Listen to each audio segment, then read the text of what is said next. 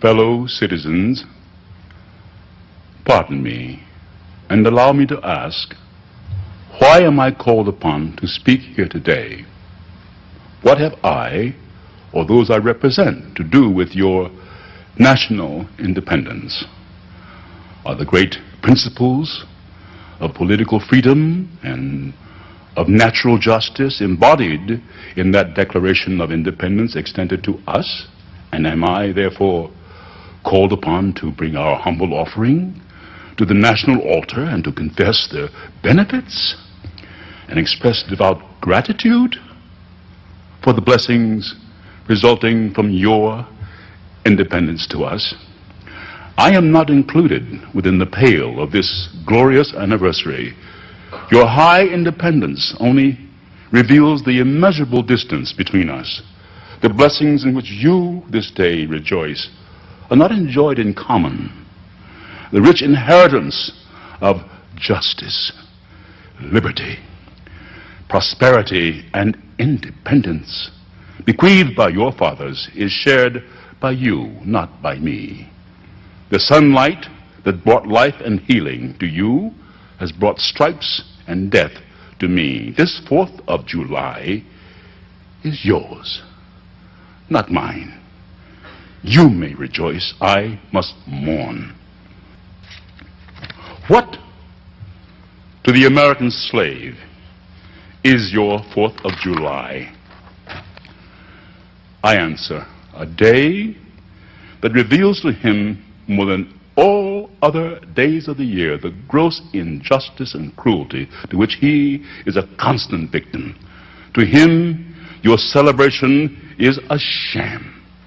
Your boasted liberty, an unholy license. Your national greatness, swelling vanity. Your sounds of rejoicing are empty and heartless. Your denunciation of tyrants, brass-fronted impudence. Your shouts of liberty and equality, hollow mockery. Your prayers and hymns, your sermons and thanksgivings, with all your religious parade and solemnity, are to him mere bombast, fraud, deception, impiety, and hypocrisy. A thin veil to cover up crimes that would disgrace a nation of savages. There's not a nation of the earth guilty of practices more shocking and bloody than are the people of these United States at this very hour. At a time like this, scorching irony, not convincing argument, is needed. Oh, had I the ability and could reach the nation's ear, I would today pour forth a fiery stream of biting ridicule, blasting reproach, withering sarcasm, and stern rebuke.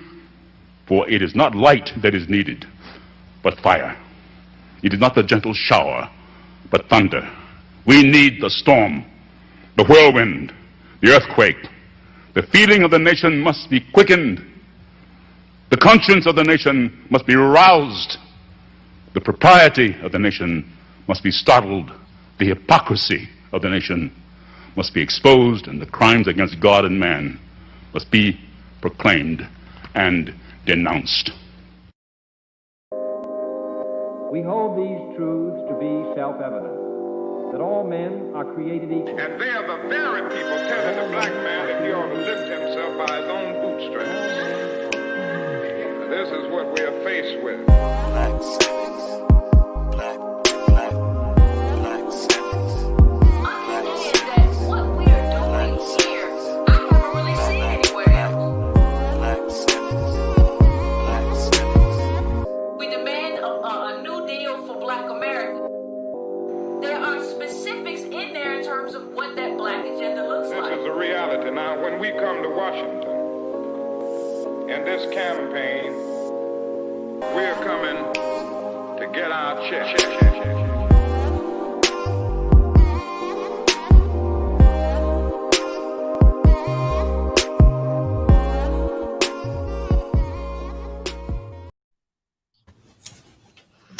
Hey, Tony. Hey, Chris.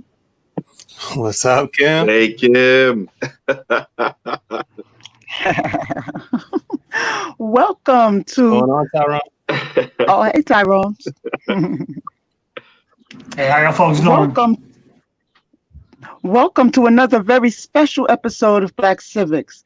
Today is June 19th, 2020, and it's on this very day, this very year, that we American descendants of slavery celebrate Juneteenth. And as you know, Black Civics is an educational program dedicated to supporting the ADOS community through podcasts, videos, and courses that elevate your civic awareness. And together, we discuss politics and government, public policy, political activism, and much more, all in a way that's easy to understand and helps you learn. Black Civics is brought to you by Kimberly Renee Davis, Tony Blount, and Chris Lodgson. Welcome. Welcome, fam. And that is absolutely right, Kim. Today is a very, very, very special day. As all of you know, today is Juneteenth, June 19th, 2020, and we have a super special, very special live episode of Black Civics coming for the ADOS community today. Thank you all. Yes, today's Black Civics episode is live streaming right now on YouTube, Facebook, and Twitter. Shout out to all of our viewers and be sure to make your voice heard in the comments as we bring you the We Shall Be Counted ADOS and the U.S. Census Live Town Hall, presented by ADOS New York City in conjunction with Black Civics. Right on, Kim. Thank you so much. Special thanks to ADOS NYC and the team supporting Black Civics, and also want to give a shout out to everyone who's already here in the chat. Make sure you're making comments. Make sure you send us your questions. We have a packed show, a jam-packed show. We bring you today's special episode of Black Civics, of course, in honor of Juneteenth and our ADOS ancestors, as well as in recognition of the 24th United States Census this year in 2020. In addition, today's broadcast is another chance for us to highlight the importance of reparations, okay, and for ADOS and the Black ADOS agenda, which, by the way, calls for the ADOS to have our own category on the U.S. Census.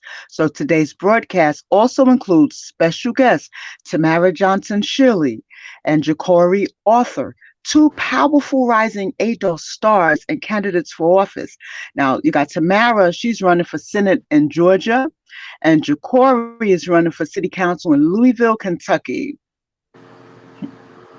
Yeah, and those two amazing powerhouse candidates and activists, they'll be here to tell us all about their local races, the importance of ADOS as a lineage, as an identity, and as a political movement, as well as how the census matters to soon-to-be elected officials like themselves. And like we said in the intro, this episode of Black Civics is brought to you in conjunction with ADOS NYC and Black Civics. And for those of you who don't know, Tony, who is our other co-host, and Kim, who you are listening to now, are both members of ADOS NYC. I myself, here on the West Coast, I am a member of ADOS Sacramento and ADOS California. That's right, Chris, and shout out to the West Coast ADOS family. But as much as we know that you love our beautiful faces and voices, we have some special guest hosts today that are going to help us have this amazing conversation. The Black Civics and the ADOS family welcome Tyrone of ADOS New York City to the broadcast. So welcome again, fellows. Thank you. Thank you for having me. It's my honor to be on. Tyrone, thank you for being here, fam. Glad to have you here. I'm really, really looking forward to what you've got for us today. You're here to break down the importance of Juneteenth and give us some of the background around Juneteenth from the ADOS perspective. Is that right? Most definitely. Right on. And thank you once again. We also want to give a shout out to Marcus and to Tony of ADOS NYC. Both of those amazing organizers you can't see right now in the broadcast, but they've been behind the scenes helping us produce and organize this. And there goes Tony right there. What's up, Tone? So thank you so much to those two amazing gentlemen. once again for helping us bring this show to fruition today. So thank you both, fellas. Okay, and just so our viewers know, in addition to Tyrone and Tamara and Jecorey, we also have special guests from My Black Counts. My Black Counts is a nationwide effort to count Black folks in the 2020 census sponsored by the U.S. Census. And we also have Samantha Angelique from ADOS LA and the ADOS Assembly to talk to us about the We Will Not Suffer in Silence campaign. We've got the one and only Reggie from Boston to talk about a new Juneteenth reparations initiative he's helping to lead. And we've got you, ADOS from all over the country. Right on. And I want to say this again. Make sure use the comments, use the questions, give us as many questions, as many comments as you can. I want to give a shout out to everybody that's already in the chat. As you can tell, I'm super excited for this broadcast. But make sure, fam, that you are reaching out in the comments, in the chat, in the questions. We definitely want to hear from you. We want this to be a community conversation. And Kim. Make sure also, and I think we want to make sure folks know to share this video, right? On your YouTube, on your Facebook, on your Twitter, share this video, start a watch party, tweet this out. Absolutely. You know what, Chris? What we can't forget is that we're also going to hear from several ADOS representing different ADOS chapters, and how you can find them and get involved in all the amazing work that they're doing around the country for reparations and the Black ADOS agenda. Kim, you're absolutely right. We definitely cannot forget that. And we also can't forget to say to those who are new to the ADOS movement, please visit ADOS101.com for more information about the movement and join us along with thousands of other ADOS nationwide every Monday, Wednesday, and Friday at Breaking Brown and Tone Talks on YouTube for political education done right, done the ADOS way. Subscribe to Breaking Brown and Tone Talks on YouTube today. And if you're new to Black Civics, visit blackcivics.com or visit Black Civics on Facebook, Twitter, and YouTube, and as well as in Instagram also to see all of our latest podcasts. For sure, Chris.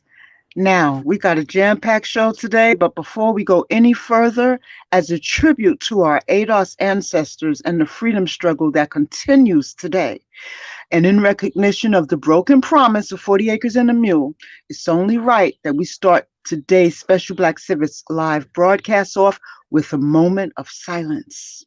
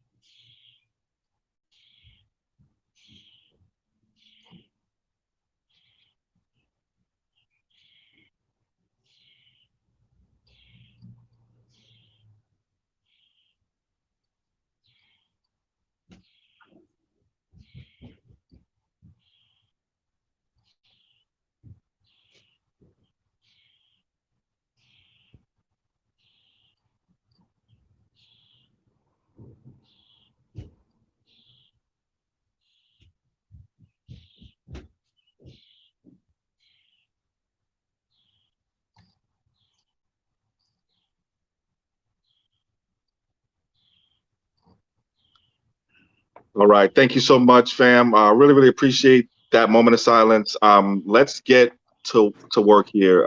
By way of introduction, the ADOS movement is the brain trust of former Capitol Hill staffer and current political thought leader and reparations advocate Yvette Carnell, together with attorney, author, and award-winning filmmaker Antonio Moore, based here in Los Angeles, or based here in California.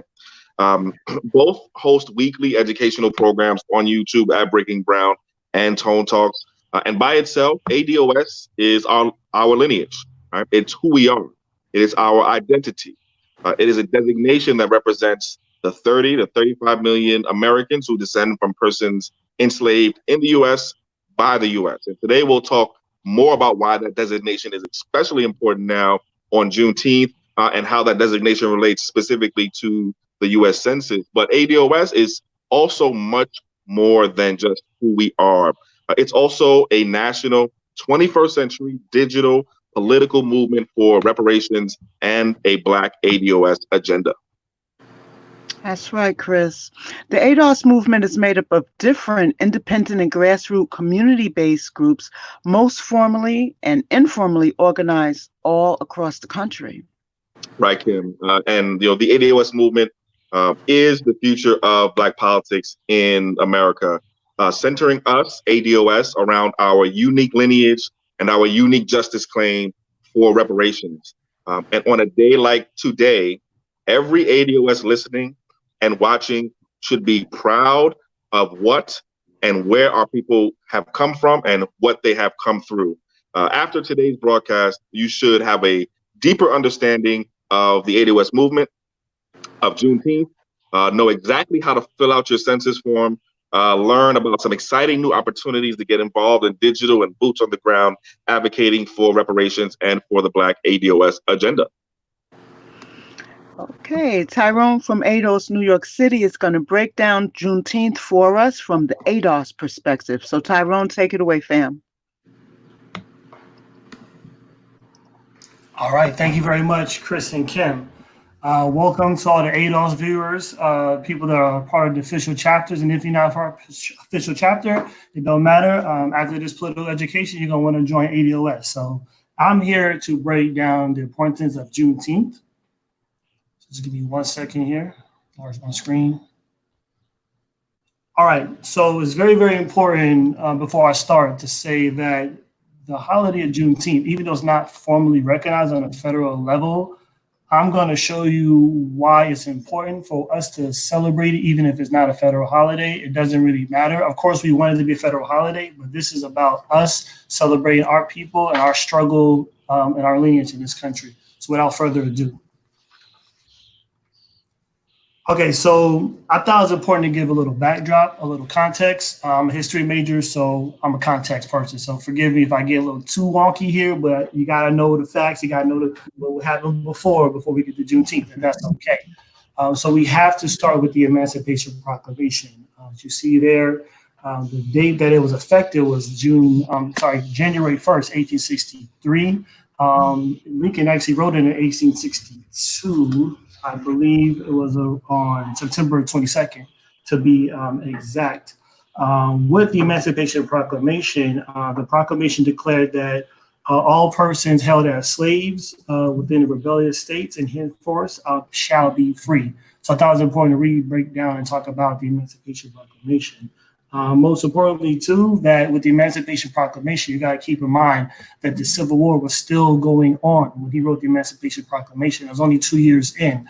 The war ended in 1865, correct? So it's important to understand like what was transpiring during that time. Another thing we have to talk about just briefly is the Gettysburg Address. I'm not going to delve too much into that, but that's also like an important marker during the Civil War. The Gettysburg Address, I'm pretty sure we're all familiar with that, going all the way back to grade school. Another thing that's very, very important is the 13th Amendment, which was ratified in December, but then Secretary of State officially declared it an amendment on December 18th, 1865. So I thought that was really important to talk about.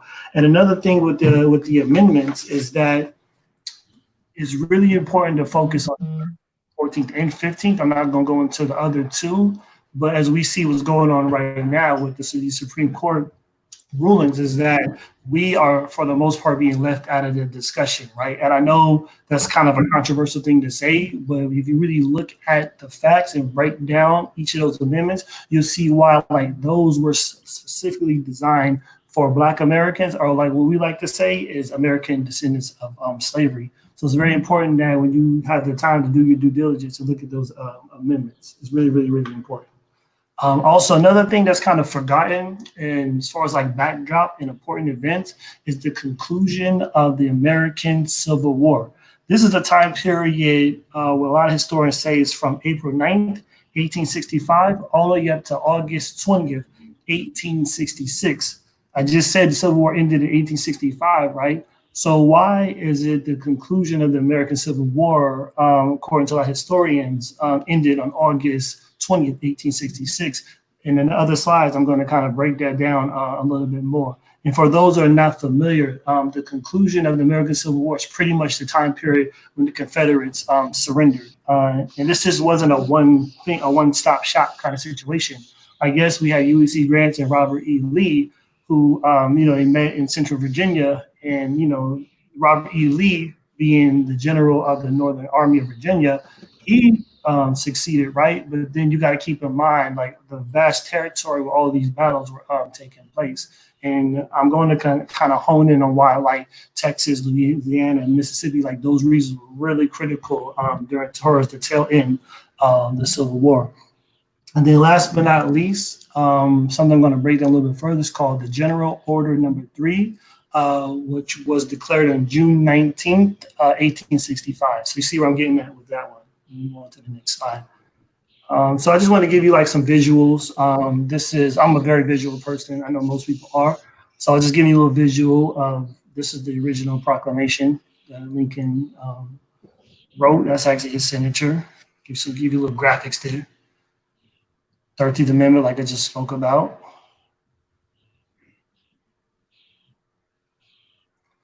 All right, so when we talk about the conclusion of the American Civil War, we really have to hone in on the Battle of Palmito, or the Palmito Ranch. As you can tell off of my graphics, is right there in the border between Texas and Mexico. This is pretty much considered the last actual battle of the Civil War. All right. And to kind of give you some more backdrop into this battle. This battle took place, it was fought on May 12th and May 13th, 1865. And to kind of give more context, if you follow the Rio Grande and you work your way eastward towards like Houston and all the way out to the Gulf, you'll see that there was a channel, and that channel is pretty much where the South Padre Island, the southern tip of South Padre Island. You'll see there's a little channel, and that for a lot of the slave owners in Texas, that was the main shipping route where they would ship out all the cotton and also bringing their supplies for the Confederacy. So I thought it was important to kind of give some context into that as well. All right, so now getting into General Order Number 3. June 19, 1865, Union Army General Major Gordon Granger read, these are his exact words.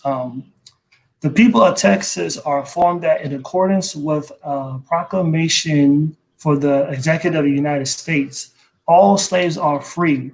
This involves an absolute equality of a person's rights and a person's property between former master and slave. And the connection here to existing between them becomes that between employer and hired labor.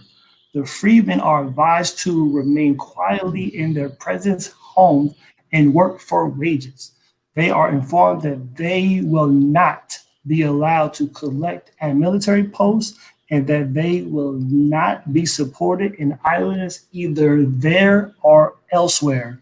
I wanted to show you General Granger's exact words because, as you can tell from the text, is basically during this time in 1865, the Union Army did not provide any sort of protections for people that were still enslaved and that were just now coming out and starting to know. that they were going to be emancipated. So I thought that was very important to highlight that, because we could fast forward now, we're still kind of dealing with this whole issue about like being a protected class, right?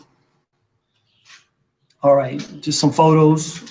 So to my right, you'll see the Ashton Villa.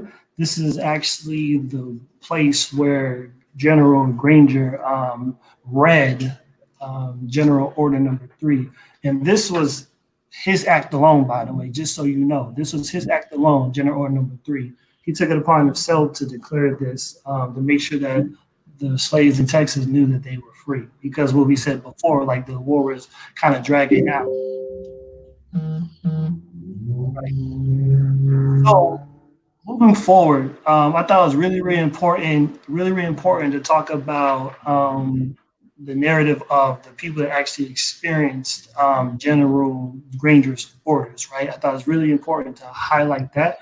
So if everyone, pretty much you all are familiar with the 1930s, the slave narratives, how, like in the 1930s, like people would go around and take recordings of people that were not too long ago that were, in bondage. So I thought it was very important to document this. And you could find a lot of these narratives at the Library of Congress. So this is a picture of Tippy Cummins, who was actually a slave in Texas during the time in the 1860s.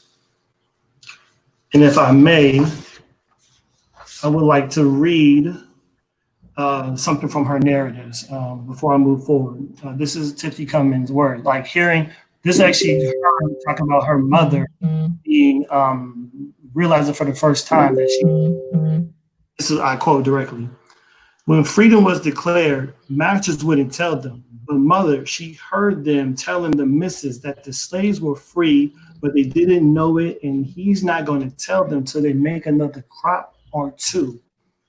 This will come about her mother. Mother cracked her heels together 4 times and shouts, I'm free, I'm free. And then she runs into the field against her master's will and told all the other slaves, and they quit work. Her mother ran away that night and hid in the ravine nearby, and had Cummins, still a child, brought to her. This is her words directly. Master come out with his gun and shot at mother, but she ran down the ravine and got away. This was taken at her home in Jasper, Texas in the 1930s. So I thought it was really important to at least get a narrative from someone that actually experienced it. So now moving forward, we have to talk about the birth of an American holiday that's very distinct to slaves and their descendants. What I mean by that, I'm going to continue to tell you about how Juneteenth is directly something that we have to celebrate. And I'll be honest with you, when I was doing my research, there's a lot of stuff that I did not know. So it even empowered me doing the research that I've been doing. All right, so this all took place, General Granger's order took place in Galveston, Texas, right? So the Reedy Chapel AME Church, located on Broadway in Galveston, was the first major celebration that was ever known to happen. More than 800 people walked from Galveston's old courthouse on 21st and Bell to the Reedy Chapel to recognize and celebrate the end of slavery. And today, that same congregation, their descendants hold the tradition where they walk from the courthouse to the church, the same path that their ancestors walked. So I thought it was important to highlight that. All right, so throughout the 1860s all the way up to the turn of the century, right? There was, like, especially in Texas, there was like this real distinct honor of being descendants of slaves, or still the ones that were, alive at the time. They held it. It was no shame from my research. They were very proud of who they were and where they come from and how far they still have to go. So some of the early celebrations that took place around in Texas were in Austin, along with other cities. So these are some pictures that I found online. This is Austin, Texas in 1900. This is a neighborhood called the Eastwoods. There's actually a park called Eastwoods as well at the time. And you could tell by their attire, you could tell it's definitely 100% Americana. You could just look at the visuals and see distinctly how people were so rooted in the American experience. even coming from slave having a distinct experience. All right, so just some more early celebration pictures for y'all to see. As you can tell, the pictures speak for themselves. To my left, you see ADOS, black men dressed up as Civil War reenactors in 1900, just the same part that's in Austin, Texas. And then on the other side, you see some of the early organization of trying to set up a park. In Austin, it has something called Emancipation Park. And this is the community. This is strictly ADOS black people, men and women, coming together to organize to say, hey, we need to celebrate this and we need to establish, some sort of like organization around this holiday. This is in 1909. And then I have some more pictures here. This is in the one on my left took place in 1909 in Houston. And then to the other side, you see the same part I spoke about. This is 1900, and you see, ain't no difference of the day, right? They got they in their best outfits. They got the grill going. You can see they got the condiments on the side. So you see how we carry on this tradition, even if we may not really know it.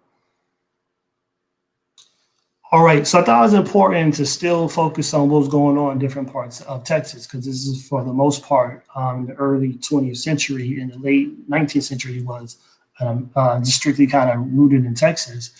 So this is a picture of the George Ranch. No surprise. The original owners of the ranch had a whole bunch of slaves, about 27,000 acres of land, plantations. So it's a history of people being slaves and turning into sharecroppers.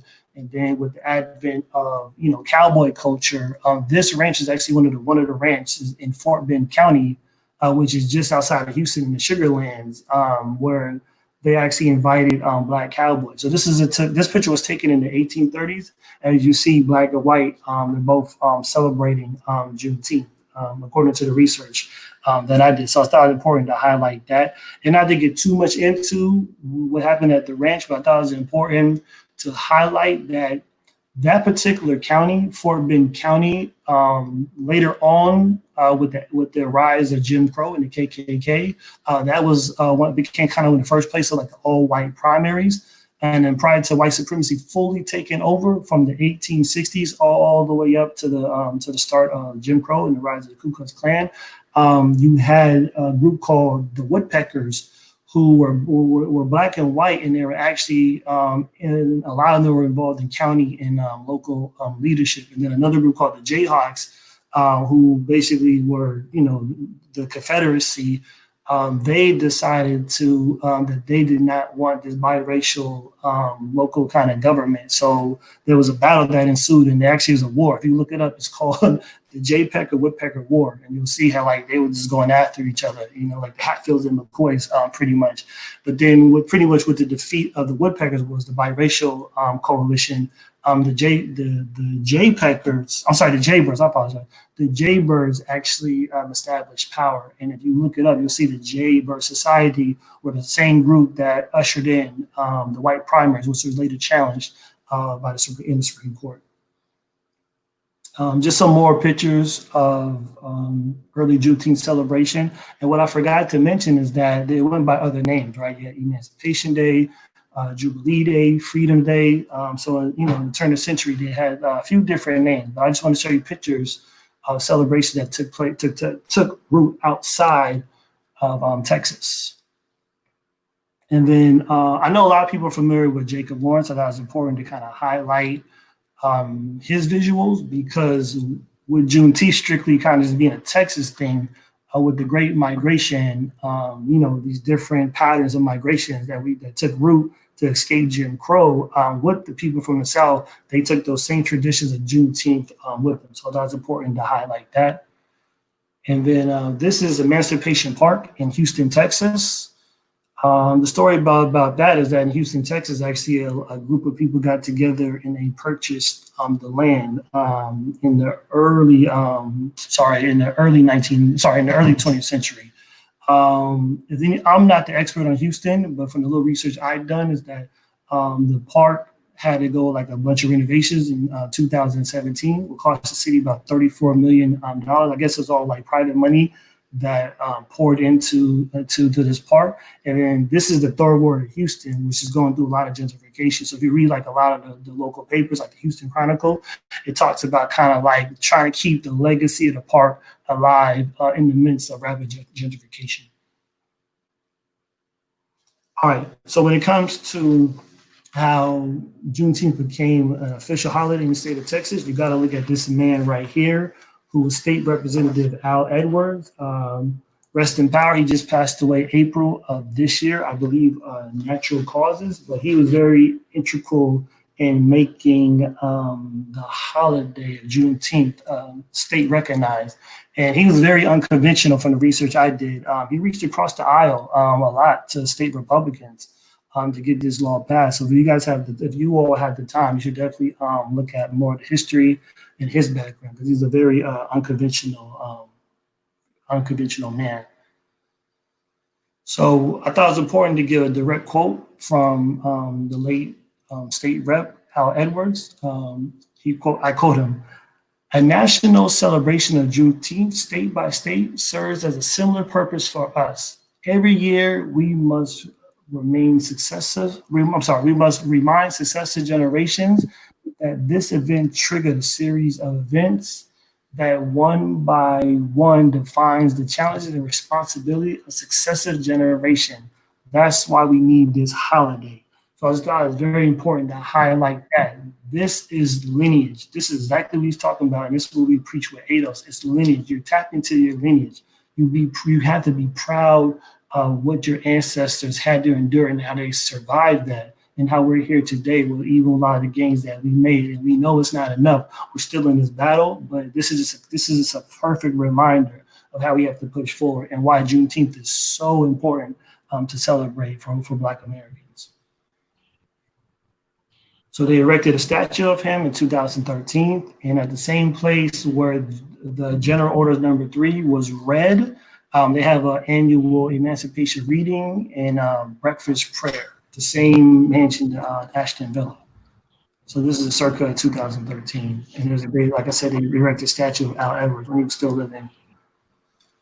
So I thought it was important to go back to where it all started, right? Galveston, Texas. This is a historical marker in Galveston, Texas.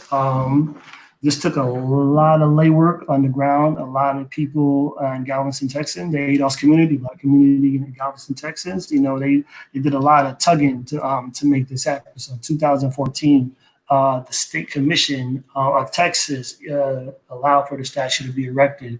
And once again, going back to the Emancipation Park and the Eastwood Park that you see, this was the community, the ADOS community, the Black community of Galveston, pulling their money together and working on the ground locally to make sure that this marker was erected in 2014. So that was important to highlight that. So if you kind of look at my slides, right, you look at from the 1860s, 70s, 80s, 90s up until the 1900s, you see with the Great Migration, you see this kind of unofficial celebration of Juneteenth. And then one thing you have to highlight too as well is, like, even prior to like the 60s, 70s, and up until the 90s, the reason why the holiday was never, like, some of us never heard of it, because I know a lot of us caught on late with Juneteenth. But I'll admit I was kind of late when I think I was in my 20s when I caught on to Juneteenth. The reason for that, because it's indicative of us as ADOS, as Black America, this constant, like, making strides, but then getting knocked back down, making strides, again, knocked back down. So you saw that, especially during the Great Migration era up until the Civil Rights Movement, you saw that. And then again, too, there was kind of a whitewashing and a kind of as a whole, the country wanted to kind of sweep slavery under the rug like it never existed. So instead of kind of putting Juneteenth out there, July 4th was like, let's represent that instead for us instead of Juneteenth. So that's why you see kind of this push and pull going on right now. So that was important to kind of fast forward and to talk about kind of like this new birth that occurred in the 90s with the Juneteenth movement. So you have to look at this man right here. Reverend V. Myers. He was a reverend. He also was a doctor. And his biggest thing too was not only that we got to push to make Juneteenth a national holiday. Him and others formed a coalition, and they did so, and they made it recognized in 45 states. His big thing as well was dealing with the trauma. He always said that us at ADOS, as Black America, we do harbor a lot of the trauma. We internalize a lot of trauma of us being in this country. So he was linking trauma to also, once again, tap into your lineage and being proud of who you are and where you come from. And you see by the picture, I forgot to mention too, he has like a bunch of jazz albums. It's kind of like a sidebar. He has a whole bunch of jazz albums that he's put out. But you see as him draped in the American flag that he said you definitely got to know who you are. And then around the same time in the 90s too, you see this pushed to make Juneteenth more recognized, right? So what you're seeing right now is the official Juneteenth flag. That flag was created by a man named Ben Haight from Boston, Massachusetts. He's from the Roxbury neighborhood, which is, has a lot of history within itself, right? Roxbury, people familiar with, Massachusetts, they'll know what that's about. Pardon me 1 second, I'm trying to catch up here with my slides.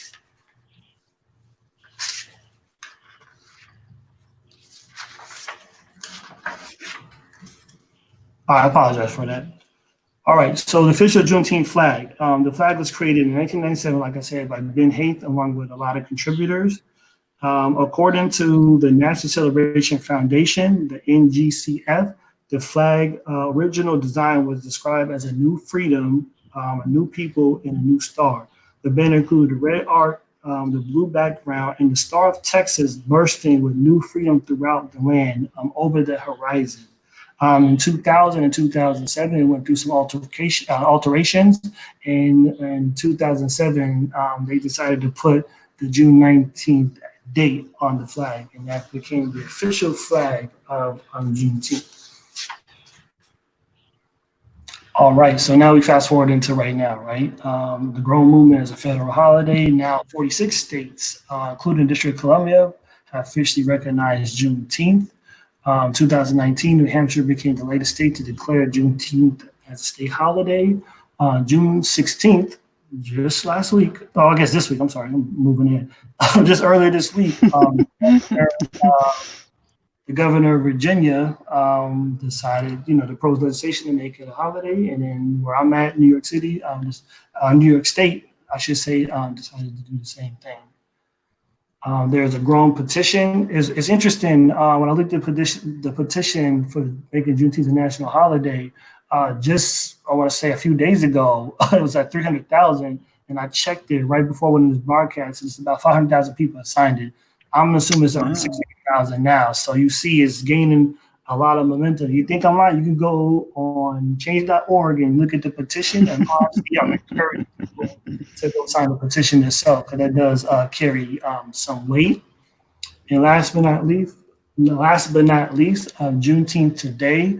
With ADOS, this is what we want to do. This is the biggest distinction we want to make. This is an American holiday. It's about your lineage. It's about the struggle of you being ADOS, Black America, in this country. From the times we were brought here from 1619, for the 240 plus years we had to endure slavery, and then us having to fight through Jim Crow and the civil rights, and mass incarceration, the war on drugs, and then even today, like all the stuff we still have to deal with, not being a protected class. You have to tap into your lineage, and the perfect way to do that is at least to acknowledge Juneteenth and celebrate it and educate others on the importance of the holiday. This is distinctly an American holiday. It's unique to us and us alone. And I know some people want to tap into the red, black, and green and the African colors, which, hey, to each his own, but I want to make it emphatically clear, and ADOS wants to make it emphatically clear, this is an American tradition. There's nothing wrong in tap into your lineage. The shame is not on you. The shame is on those that enslaved their ancestors and the ones that still continue to carry on that legacy of the Confederacy. Without further ado, I'm going to kick it back to Chris. Thank you for your time. Wow. Bam, thank you. That was powerful. I think we have a bunch of comments in the chat that are saying, thank you for the great information. Thank you for the comprehensive look at this. I'm going Thank in, you for fam. putting I this in was focused. I couldn't look at the comments. Yeah, bro, like, I mean, and we have a whole script here, right? But I mean, just to talk real for a minute, like that was a powerful. I had to, man. I had to break it down a little bit. Sorry, I had to break it down a little bit, man. Yeah. It was really important to kind of let everyone digest. I do appreciate y'all giving me a platform to even do that. No, bro. No, I learned a lot from that. Right, and appreciate you for cut being. all stuff out too, fam. I cut out a whole bunch of stuff. I could have kept going for the 30. You know what I'm saying? No, you did an amazing job. No, so thank you, and feel free to hang out. You did an amazing job. One thing, for those of us who are familiar with, Tone Talks and Breaking Brown, and the way that we've done political education as a movement for several years, we put things in context and we frame the discussion first, right? And it's important to frame the conversation, and then to be honest too, it's also important that we show Juneteenth its actual true love and do our due diligence. This is not for performance. This is not for for a feel good moment. This is out of respect for our ancestors, out of respect for our lineage, and we owe it to them at the very least to spend some time, showing them the love and the respect that they deserve. So I want to thank you again, fam. We'll push forward. That was an amazing presentation. It's an amazing and perfect segue though into our next segment where we'll go deep and talk specifically about the U.S. Census and how it relates to what we're talking about now. And to help us right now, we have a special treat. Okay, we have Martine Wilson, who is a member of ADOS Sacramento, but also a contributor at My Black Counts, which is a national effort ran primarily out of here in California, but nationwide, specifically designed to encourage Black folks to fill out the census and to be counted this year. And by the way, fam, feel free and make sure that you are commenting, and if you have any questions, feel free to use the chat on whichever platform you are on. Use the hashtag MyBlackCounts. Use the hashtag WeShallBeCounted to help us track comments. And so make sure you're using those hashtags. But back to the census. Welcome, Martine. How are you, fam? I'm doing just great. I'm so full. Tyrone have just given me so much to hold on to and to be thankful for. And I really appreciate all the work that you've done. And thank you for sharing with us. Yes. So I'm just like, whoa, how do I come behind him? But yes. So we'll connect all of that, right? Yeah. Well, let me let folks know. Just full disclosure, right? You are also working with us here in ADOS Sacramento. You and myself, we have had the privilege and the honor of doing a bunch of on-the-ground, door-to-door census canvassing prior to COVID-19. We spent I don't know how many hours in the winter of last year going door-to-door here in California, raising awareness about the census, speaking specifically to Black folks, right, in the trenches. And then as COVID-19 fell on us, we moved to phone banking, and so we were on the phones, earlier this year. And so I did want to let folks know that we have been on the ground as a part of the My Black Counts effort, and really, we have some basic questions and some basic information that we want to talk about with respect to the census, and just so that our folks know the basics, right? And so if they have any questions, or if they are ever asked any questions, and so let's start with one of the basics, right? Just as simple as you can get, right? What is the U.S. Census? Okay, the U.S. Census, it comes out every 10 years. And every 10 years, they go it used to be like going door to door, like walking like we did. It was door to door, and we would find out how many people were living in the home, trying to get an idea of where our people are so that we could provide necessary resources in the community for our people. And so the census is important so that we can be counted. Also, in order for the House to get the right amount of funds for that district and to get represented in the U.S. House of Representatives, you had to know how many people you have out there. So there were so many people out here who have never done the census. And so we found out when we went into the trenches and we walked door to door, how many people really didn't have any knowledge of the census.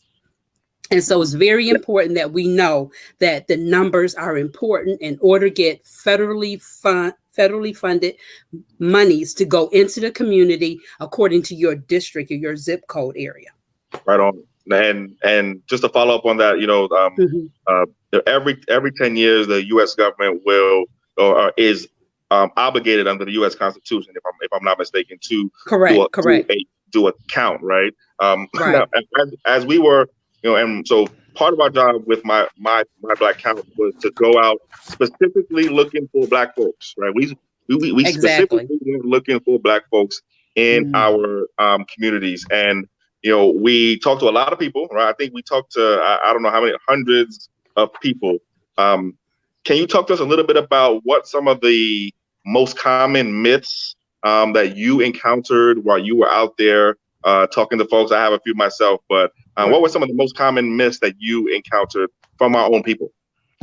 Okay, a lot of people were not willing to give up information because of historical events that have happened with us being utilized for disadvantages toward us in many, many different ways. And so a lot of people didn't want to do the census. It's like, here we are, we're going to be experimented on again. You're going to find out where we are and then what, and so we don't really believe that they're going to take this information and really send funds into the area. How can you prove that these funds are going to go to our area? What is the follow-up? So they wanted to know data. Okay, if I give you this information, how do I know that money is going to come to our district? Right. Yeah, and that was a lot of what I experienced. Also, there were questions about one, how we got their information.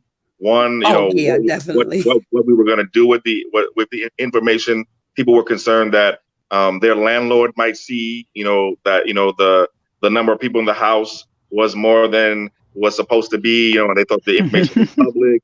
Right. We got a lot of questions.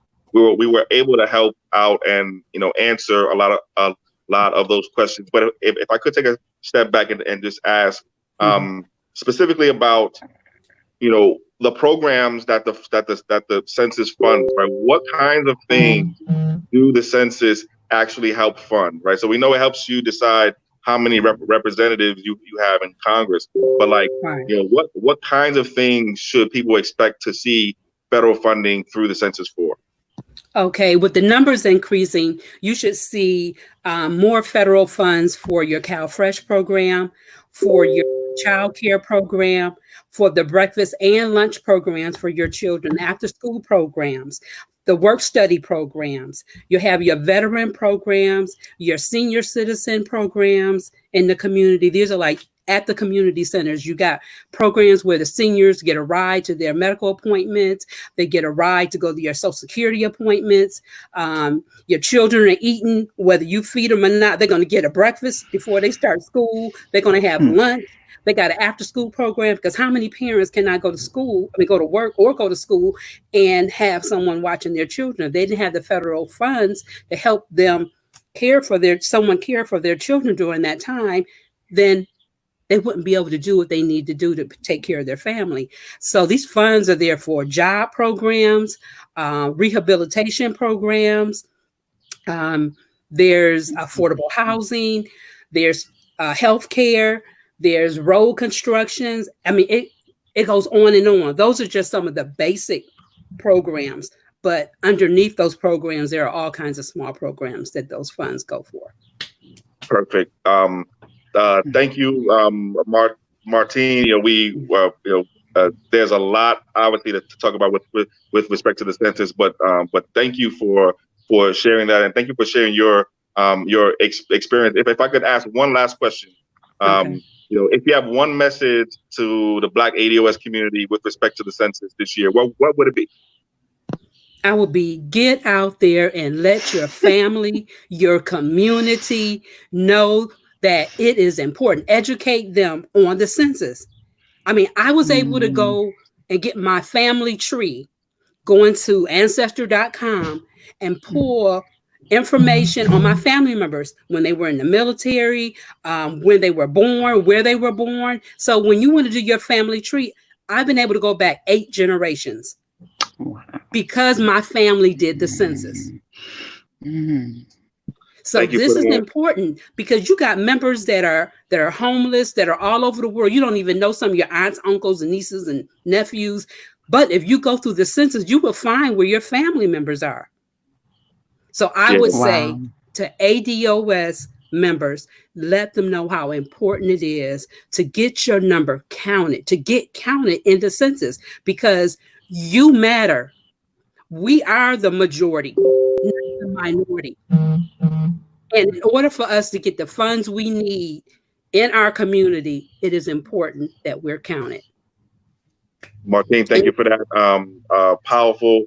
As I know you always are, and we are really lucky to have you as a member of the ADOS Sacramento team, and as well as a member of the My Black Counts team. Thank you, Kim. I'm gonna pass it to you, but thank you so much, Martine. Thank you, Chris. Sure. Thank you so much, Martine, for joining us. Also, I mean, I learned so much from everything that you had to say. It's really been a blessing. So I kind of feel like I'm ready to give it a shot. I'm ready to fill out my census, but Tony, I want to see you do it first. Take myself off mute here. Cool. Let me pull it up here real quick. So don't be afraid to give your information because they got your information anyway. Anyway, right? We're gonna do actually a live. We're actually gonna do it. We're actually gonna do a live demo right now of how to fill out the census. So stick around, Martine, Tony. We're gonna walk through it. What are you doing right now, Tony? Where are you right now? I am just on Google, typing in census because that's an easy place to start. I don't know why it's giving me all of a sudden now. I'm getting my 2020 census.gov. Yep, that's the best way to do it. All right, so we're gonna start with either Google or with my2020census.gov. All right, Tony. So you're on a landing page right now. It looks like. All right, and what are you gonna do here? Start questionnaire. Okay. Let's do it. All right. Yeah. Go ahead, Chris. So it's asking us to log in, right? And I can't see exactly what it says, but it looks like I have to put in some information. What is it asking? Okay, those digital numbers are there. Like if you got something in the mail saying that in this household, here's your census form, but you didn't send it in. Did you get anything in the mail with a census number on it? I did mine. So we're going to hit, I don't have my ID for demonstration purposes. Go ahead. Okay. But yeah, I entered mine in when I did it. Yep. And the important point here is that even though they ask you for an ID, right, and you would have been mailed an ID, right, normally, even if you don't have one, you can still fill out the census online. And by the way, one also important point to make is that this is the first year, if I can remember, that the census is being done online. Okay, so, but yeah. All right. So we hit the button, right? We didn't have our ID, but we were able to still continue. Tony, what are you looking at right now? It's basically asking me, in order to collect your address, we need to know where you were living on April 1st, 2020. So basically, based on where you were living then. So a U.S. state or District of Columbia, Puerto Rico, or somewhere else. So, which, we may have people, I'm assuming, and you guys could correct me if I'm wrong, if they're, military who are overseas or U.S. residents that are living overseas that would be hitting that somewhere else option. Right on. Okay, so we hit U.S. Citizen or living in the U.S. And then we're on to the next page. What are you looking at now, Tony? Yep. Now it's basically asking for the address based on that date. Where was I living on April 1st, 2020? For demonstration purposes, we're going to put like a Main Street type thing. There you go. ADOS Street, Oh, I like that one. ADOS Street. USA. Drive. And thanks him. And once again, fam, we are doing a live demo right now of how to fill out the U.S. Census. We're walking you through page by page right now. So if you haven't done it yet, this is exactly what you're going to experience when you do the census online using my2020census.gov. Yeah. And since it's Juneteenth, I went ahead and put Galveston, Texas. So there you go. I'm just and you can time it if you want. It's like 5 minutes or less. Yeah. Right on. So this whole process should take about 5 minutes or less. And we just filled out the address portion. I think we're going to hit submit now, right? And what's next? It automatically corrects because it knows that zip code wasn't correct. So it gave me a correct address for 101 ADOS Street in Galveston, Texas. Also, if you would have put that digital number in, you wouldn't even have to fill out all this. It would be already filled out for you. Okay. So that would have made it faster. Okay, so let me pause right here. So the census mailed out a letter to every address that it had on file and gave everybody a number to use when they're filling out the census online. So what Martine with ADOS Sacramento, My Black Counts, is saying is that if you had that number, and remember we pretended like we didn't have one just to be smart, but if you had that number, you wouldn't need to fill out the demographic information. That information will be preloaded already. Yep. All right, let's submit that. Name and telephone number. I'm gonna be John Doe today. Okay. All right. So it's asking you for your name, right? Your name and some phone information. We're gonna 777-9311. Right on. Okay. And we're gonna hit submit. All right. All right. Next on that. And now we're at the household questionnaire. It's gonna ask questions about my household. Okay. All right. Start on that. How many people were living at 101 ADOS Street on April 1st, 2020? Let's say 4 people were here. Okay. And remember, Sam, that particular household information, that question came up a lot when we talked to folks in the actual streets. They were concerned that if I fill out the census, and I got people living in my house that ain't supposed to be living there based on my lease, will my landlord be able to see this information? The answer is no. Okay. That's important. Tyrone Joe, Right. Tyrone So Joe, Jane Doe, and we're gonna go with Kim Doe. Right, there you go. All right. I'm counted. All right, we don't want to miss any people who might have stayed. For example, children related or unrelated, relatives such as adult children, roommates, people without a permanent place to live. So, make sure we listen to anyone, your family that's living with you for a while or whatever the case may be. I'm assuming the roommate should be filling this out. This is one census form. One form per household, from what I understand. And Martine, correct me if I'm wrong. Yes, that's correct. Right. One census form per household. So one person's going to fill it out for the entire household. Gotcha. Cool. So Perfect. No additional people. Was this a house, apartment, or mobile home? So let's say it's owned. Okay. By someone in this household with a mortgage or loan. Or owned free and clear, rented, or occupied without payment of rent? That's an interesting question. So more information about the household, right? Mm-hmm.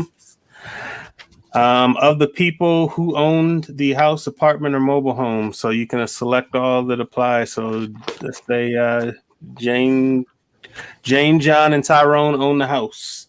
Right, there you go. So we'll hit next. Or obviously, I guess if you're a renter, you can click none of the above. Let's see.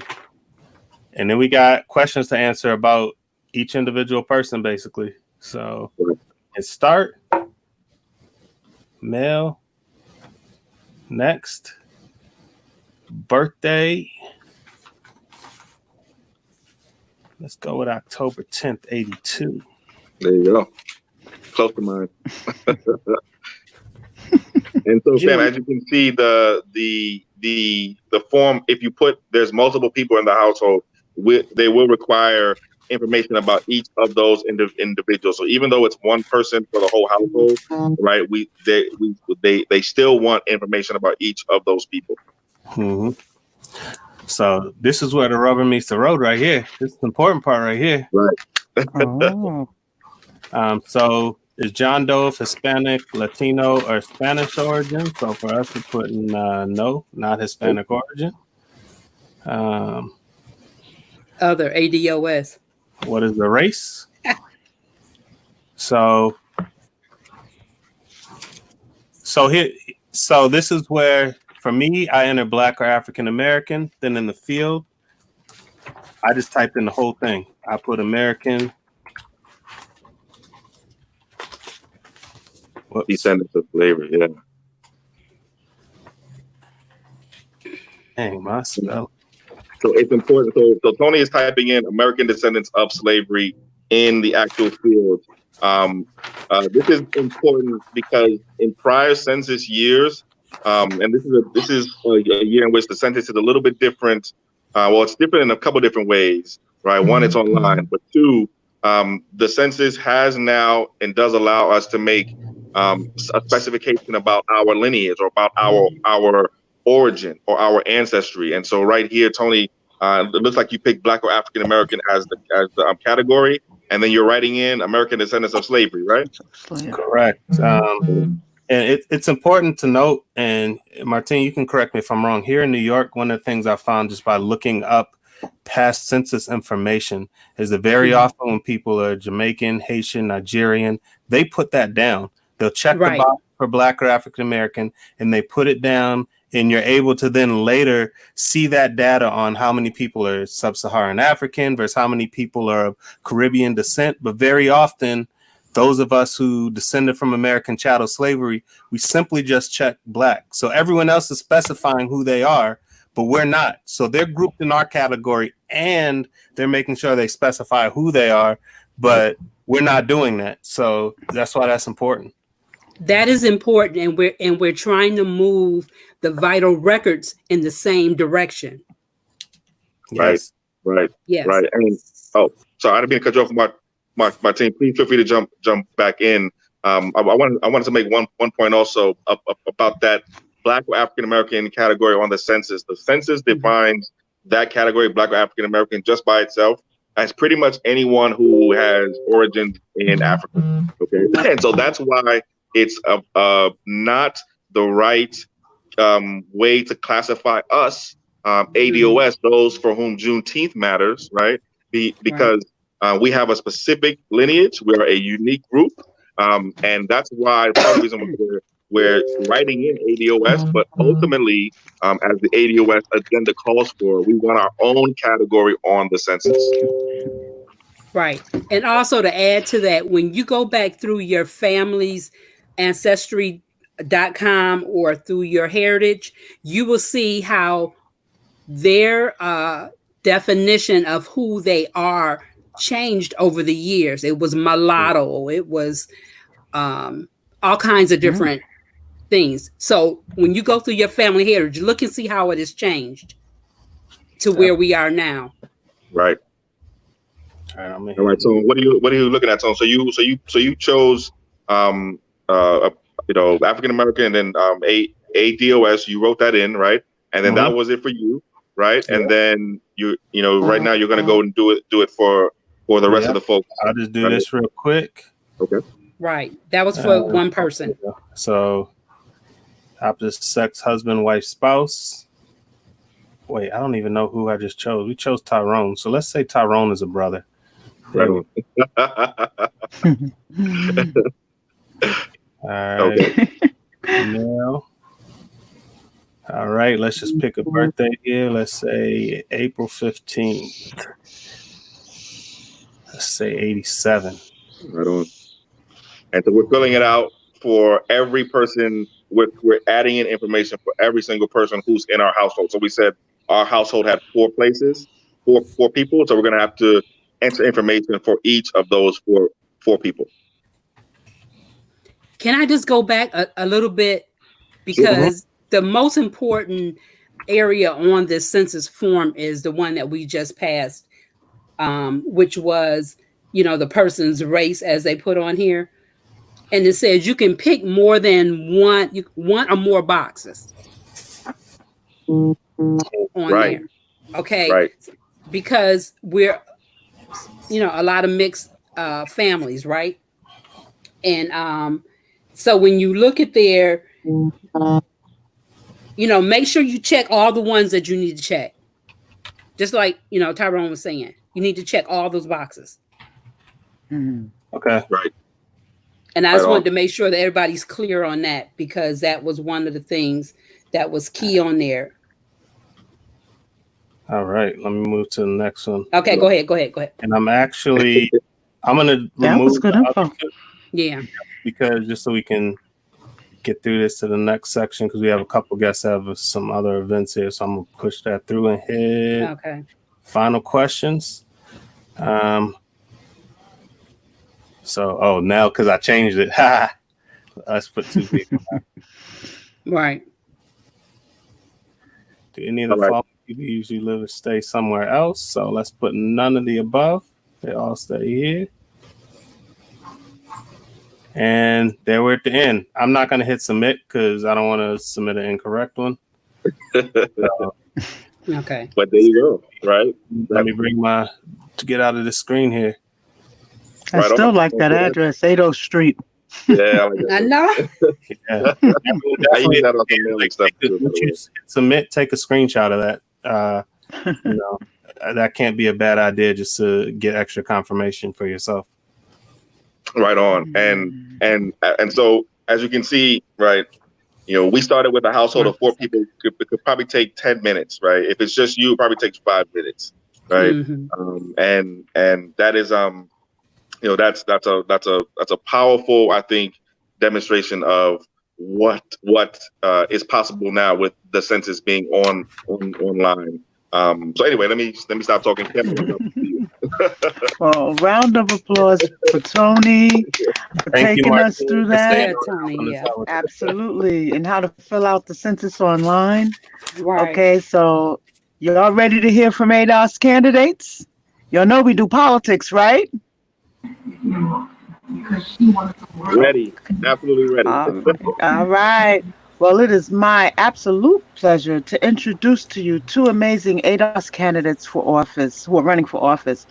Tamara Shealey is running for U.S. Senate in Georgia's 6th District, and Jecorey, author of Louisville, Kentucky, running to represent Louisville's 2nd metro area.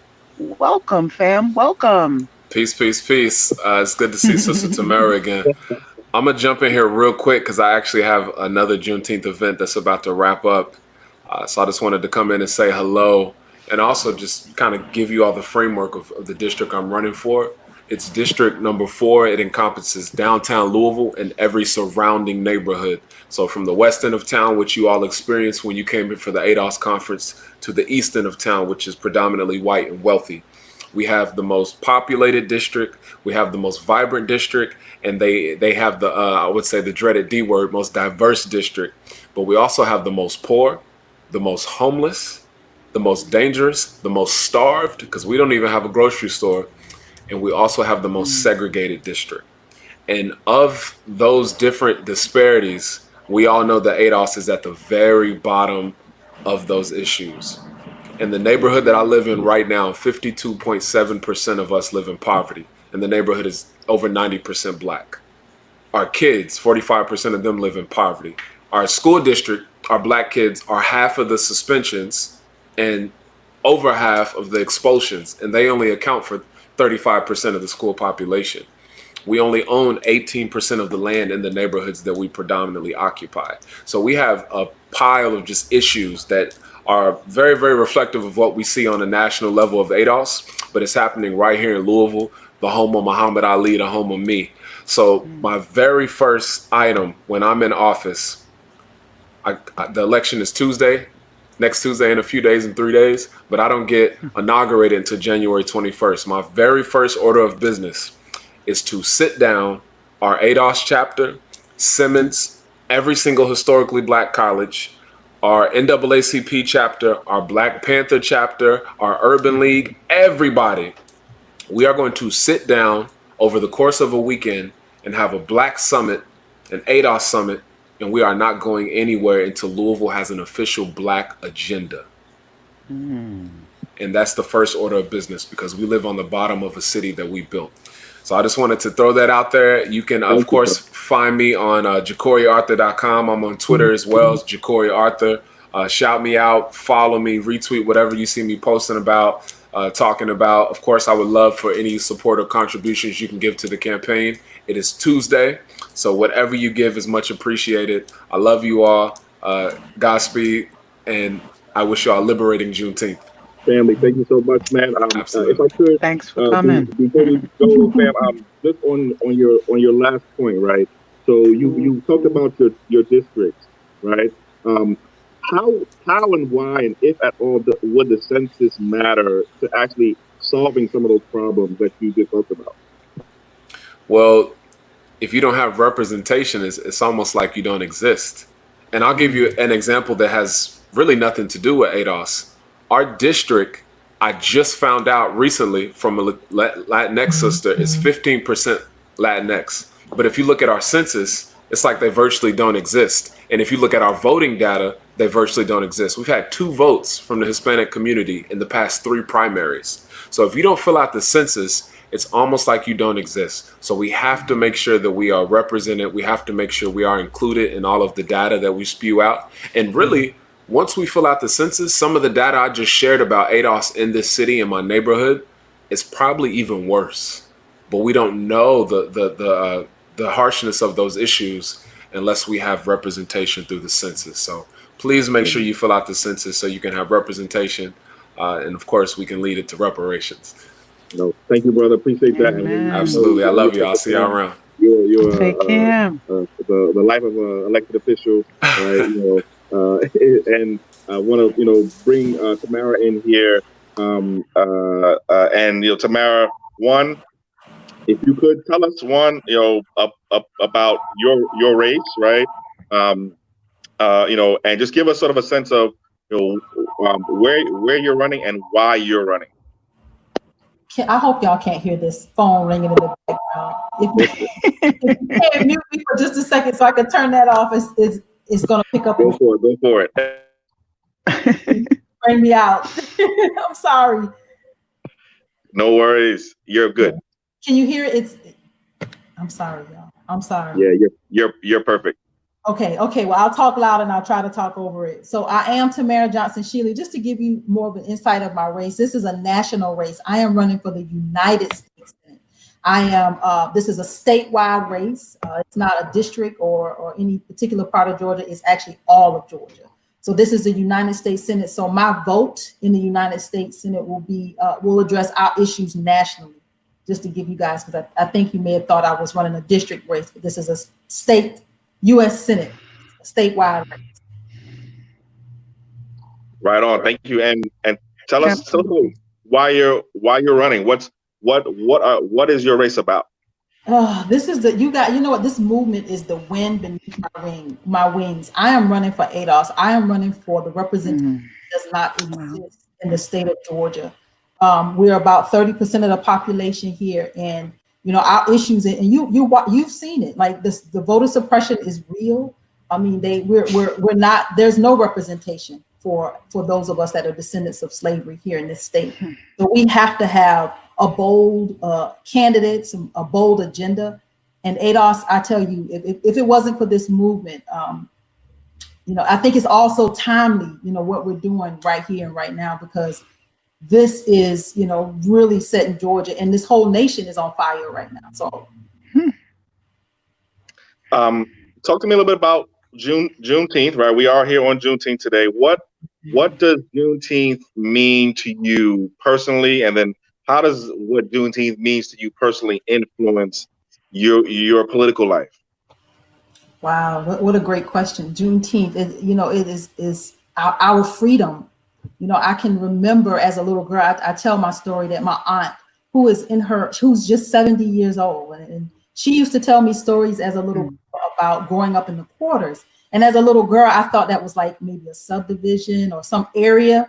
You know, my aunt was telling me, and she's 70 now. That shows you how I am not that far removed from slavery. She was telling me about growing up in the quarters. I remember the outhouse. My uncle the outhouse. I remember my family not wearing shoes. I remember the tobacco truck that used to come around, and my family members and everybody in the community would just jump on the back of this truck and go pick tobacco. Like, this is like still new to me. Like, I'm 47 years old, but I have these vivid memories of a time that I probably should not remember. So Juneteenth, we are free-ish. I saw this has been trending all over social media today, but you know, now it's time to fight for our reparations and what's owed to us. Absolutely. And you know, again, I realize that, you know, candidates like yourself are super busy. I've got one last question here for you, and then definitely tell folks about how they can find you and how they can connect with you. But we are talking about the census as it relates to Juneteenth. Talk to me a little bit about how and why the census matters to you as a would-be elected official, right? What does the census matter to someone who's in office? The representation. I mean, we have to be counted. They have to know who we are and where our needs are. I mean, it's specific to our communities. And as Jecorey was saying, you know, we have these disparities. And if we're not counted, you know, we won't have those federal dollars that will be allocated. We have to make sure that, and that's what it's about. How do we get the resources that we need? How do we get those federal dollars directly sent to our communities so that we can, you know, get beyond where we are? So it is vital. It is vital that we fill out the census. All right. And last but not least, tell folks how they can find you, how they can contribute, how they can support. Please go to tamaraforgeorgia.com, guys. I have a strategy to get around the state. For those of you, you know, the next 5 months, if you hadn't seen my Facebook post or my Twitter, my goal is to rent a little RV and literally live in that thing. My sons are 18 and 21. So I don't care if I go. So I am going to go around the state in a very small little RV, and I really need the support of ADOS to help me. It is an expensive endeavor. All the candidates around me, y'all, they're raising millions and millions. I am not trying to raise money like that. I'm just trying to do what we can do with what we have. And I have a grassroots campaign, and I need support. So I really need ADOS to go to the website and donate and contribute. I'm supposed to get this little RV next week. I have not met my goal to actually get it. So please, ADOS family, please go to the website, make a contribution, consider becoming a monthly contributor. I got to put gas in that thing, and I need to help me get around the state. I know that's right. Yeah.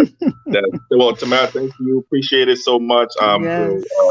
I'm a regular contributor myself, and I know many of us are, and we'll continue to support.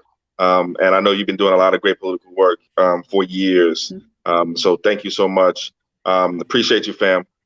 Thank you. Yes, thank you. Thanks for joining us today and blessing us with your presence. You know, tell her good luck, you know, in the race for Sister Tamara and Brother Jecorey. So, like, next, we're in for another treat. I'd like to welcome Samantha from ADOS Los Angeles to the broadcast. Welcome, Sam. She's coming in. Let's get Sam in here. Hey, Sam, can you see us? Can you hear us? She just got on mute there. All right. Unmute. Yeah, there you go. Hey, what's up, man? Okay. No. Welcome, I was like, Sam. okay, how do I unmute myself? Hey, how you guys doing? Sorry about that. Oh my goodness. You're awesome. Welcome. Sorry, I'm having. Of course, as soon as you guys switched to me, I start having all kinds of issues. How you guys doing? No, I've been enjoying the show, guys. Thank you so much. You know, we are you know, coming toward the end of the broadcast, but and I think we've had an amazing show so far. But this is really a treat. Sam, you are leading an amazing new effort called "We Will Not Suffer in Silence," as you can see on the screen. Hashtag "We Will Not Suffer in Silence," which is a campaign that we all love.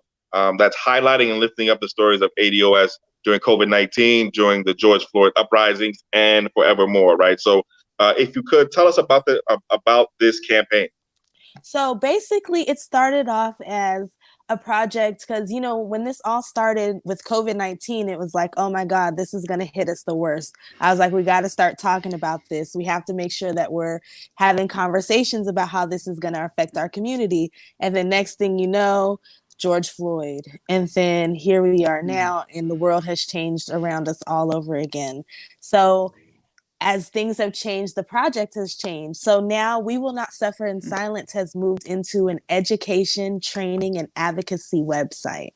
So we want to take all this good stuff that we learned from Yvette and Tone in these videos, and we want to make sure that we have it in a place that we can all kind of get together and find it. And we can also send our friends who want to be allies and advocates, and our friends who really don't know as much as they need to know yet, but need some tangible action steps. We can send them to this website. So those of our friends who are just like, I can't do all that, but you can make some phone calls, right? Well, we have call scripts. We have the phone numbers and email addresses to the representatives for certain, for COVID-19. We're working on one for the Criminal Justice Committee. We're also working on one for HR 40. So we're going to start making sure that our representatives hear from us. So we're just trying to put it all together so it's easy to access.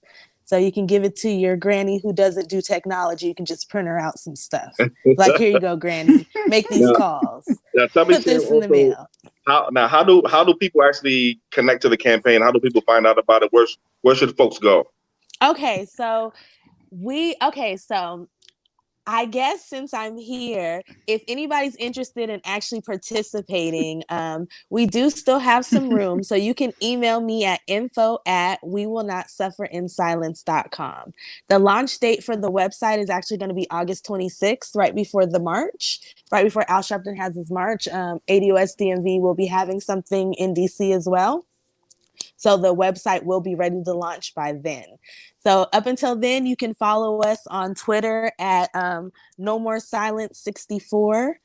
And also, like I said, if you're interested in getting involved, we have, we're working on I call it from the roadmap to reparations. So if you're interested in history anywhere from slavery to now, you can kind of get in there and throw in your little 2 cents on that page. So anybody that's interested in getting involved, like I said, just email me info@wewillnotsufferin silence.com, and we will get back to you because we're just getting committee meetings going like this week. So this is the perfect time to come in. And there's a couple holidays coming up, so I know it'll give people time to get in where they fit in. So, but yeah, I'm excited. It's gonna be it's a big deal, and I think I'm excited to work with all these ADOS people. Y'all don't understand how amazing ADOS people are, like just everything that they know and that they're into. It's amazing. So I'm excited. No, we're excited too. We're excited for you. We are participants, in the campaign. We are supporters of the campaign here at Black Civics. Thank you, fam. We know you're busy. We've got, and we also know there are a ton of Juneteenth events going on today. Oh my so we're goodness. going to have a bunch of guests coming in rapid succession. But thank you, fam. Appreciate it. Thank you guys, and I loved it. Thank you guys. Thank you. Cam, back to you. Well, okay. Well, next up, you know him from his regular calls into Breaking Brown. Please welcome Reggie from Boston. Reggie. What's going on? Well, Reggie, thank you so much. Would you mind telling us about this new effort to raise awareness for reparations during this Juneteenth holiday, specifically as it relates to HR 40 and S 1083, the reparations bill in Congress, right? Yep. Well, what we're doing is I like that. What we're doing is we're renewing the call for reparations for those who haven't gotten on HR 40 or S 1083. We're renewing the call for that, along with calling for changes to the bill according to Dr. William Darity's submitted written testimony for the HR 40 hearings, which includes specificity in terms of who is eligible for reparations, tying it specifically to the country, where he calls for an accounting starting from 1776, when what is now America was formed, as opposed to 1619, because we're trying to tie it to the United States as the culpable party. And there's other edits as well, that's available there. Some of that information is available in the call script. So we're encouraging everyone to reach out to their their respective representatives.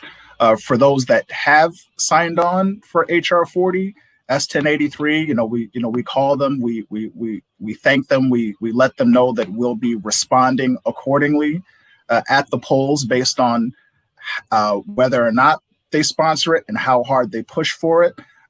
But in that gratitude, again, we come back to asking for those edits to be made to the bill, because it's very important. And I don't think a lot of people understand that without this specificity, even if it passes, it is dead in the water.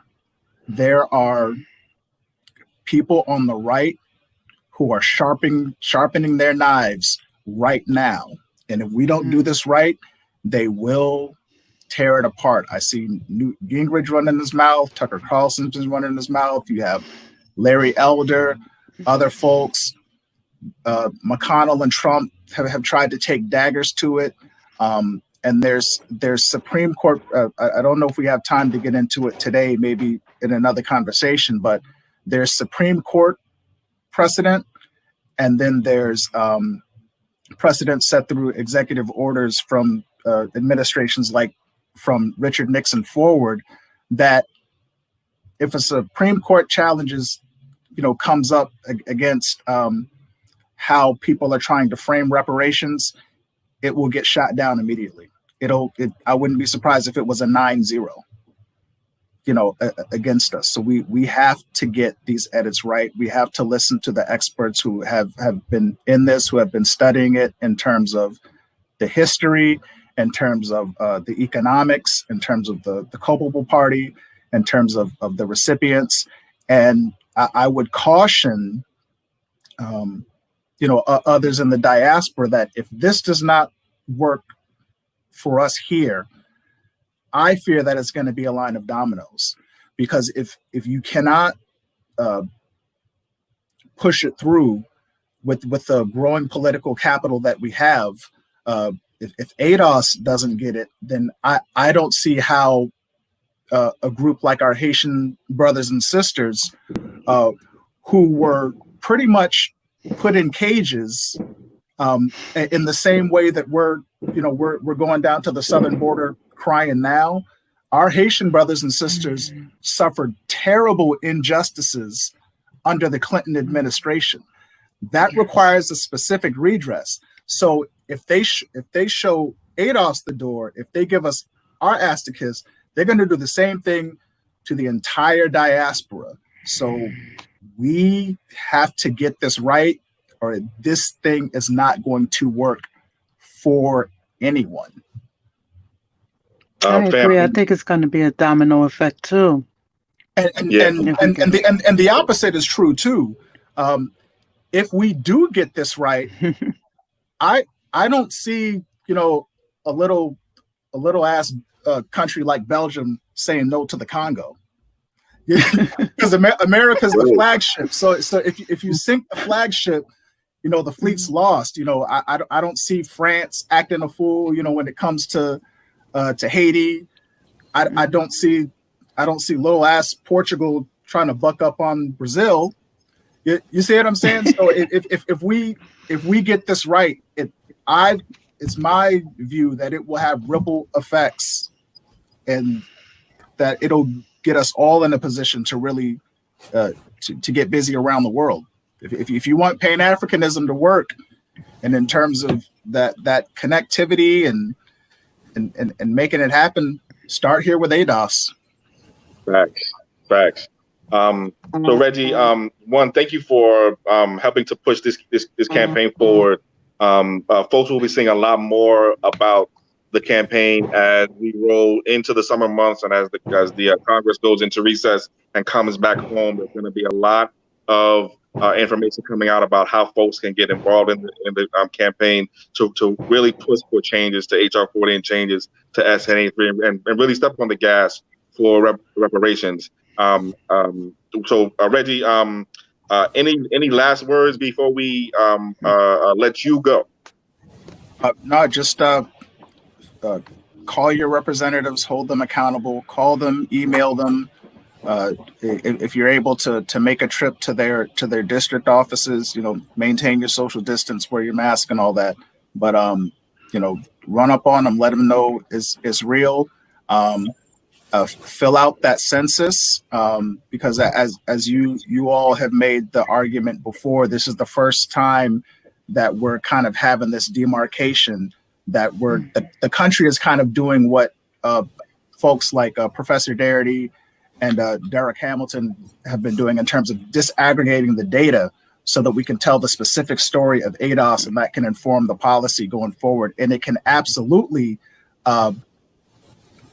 inform how we roll out a reparations package, being that it's a multi-generational project. When those numbers come back, we can see where America has built in ADOS failure so that we can address it, like I said, as we roll out a reparations package. So the census is very important. I mean, again, not just for ADOS people, but I would argue for people around the diaspora, and a lot of people have been making that argument, such as my Nigerian brothers and sisters, my Cape Verdean brothers and sisters, here, a lot of my folks from the Caribbean, Central Latin America, because they come to this country and they are faced with specific challenges and specific needs that require a disaggregation of the data similar to ADOS. So this is an important fight, not just for ADOS, but for all Black people who find themselves here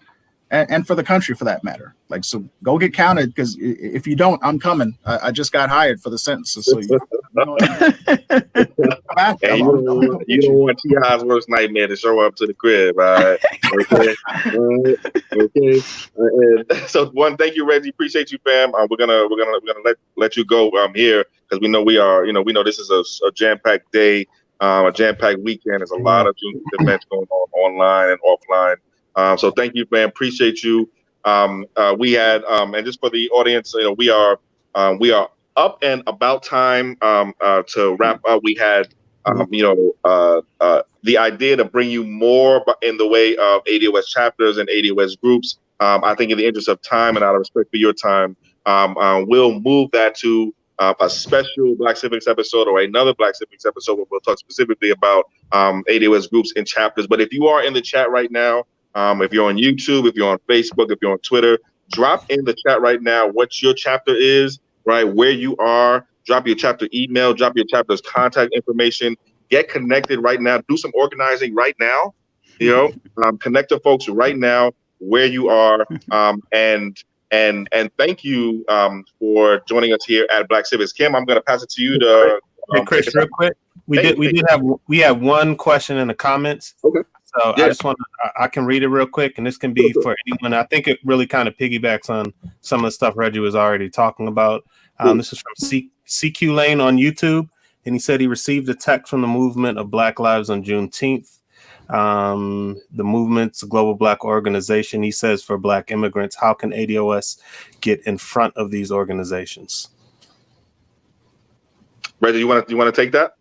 So you're saying how does ADOS get in front of the push? Yeah, he's talking about the movement for Black Lives, and he feels like it is a organization for Black immigrants, is what the comment is. Yeah, I mean, in a lot of ways it is, and I think the whole Juneteenth conversation and kind of the flattening that's happening. I mean, it's not only disrespectful and ahistorical, but in trying to tie all Black people to Juneteenth, and even in the larger conversation of reparations, to erase me is also to erase yourself.